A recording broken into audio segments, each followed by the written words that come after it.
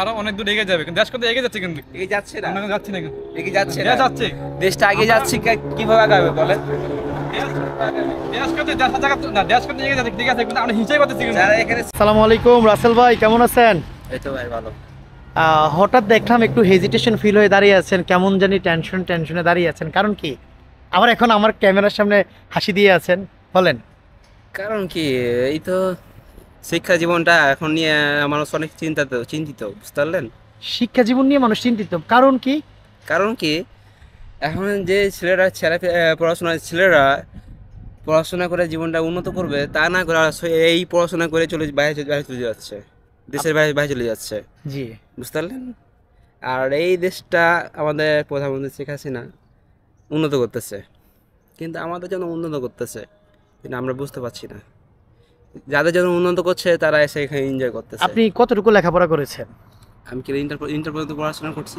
Inter পর্যন্ত পড়াশোনা করেছেন, এখন কি করেন আপনি? এখন একটা জব করতেছি। জব করতেছেন, বাট আপনি কি ওই জব নিয়ে স্যাটিসফ্যাকশন?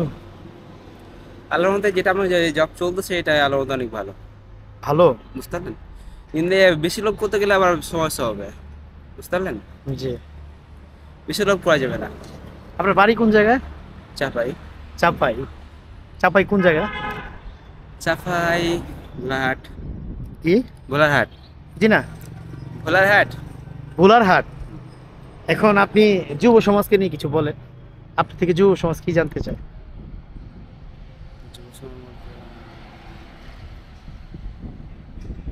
এই বিষয়ে আমি কিছু বলতে পারছি না।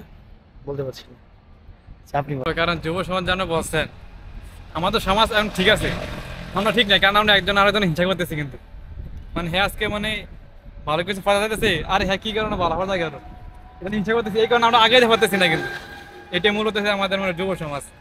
আমরা হচ্ছে কি আমরা সবাই একসাথে হয়, একত্রিত হয়ে আমরা কাজ করছি, তাহলে কিন্তু আমাদের দেশ কিন্তু আরো অনেক দূর এগিয়ে যাবে, কিন্তু দেশ কিন্তু এগিয়ে যাচ্ছে, কিন্তু এগিয়ে যাচ্ছে না, আমরা যাচ্ছি না, কিন্তু এগিয়ে যাচ্ছে না, দেশ যাচ্ছে। দেশটা এগিয়ে যাচ্ছে কিভাবে আগাবে বলেন?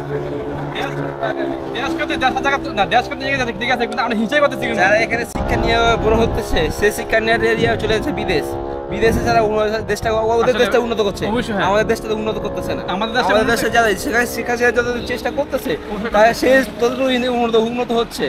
আমাদের সব ছেলেপেলা যদি বেকার ছেলে যদি কাজে লাগতো, এসে কাজে যে কোনো একটা কাজে লাগাতো, লাগিয়ে যদি দেশটা উন্নত করতো, দেশটা দিব্যি একটু এগিয়ে যেত। এটা ঠিক কথা, কারণ আমরা তো বিদেশ যা আমরা অনেক সবার সাথে আজকে ভাইয়ের কথার সাথে আমি একটা কথা লাগিয়ে একটা কথা বলতে পারি।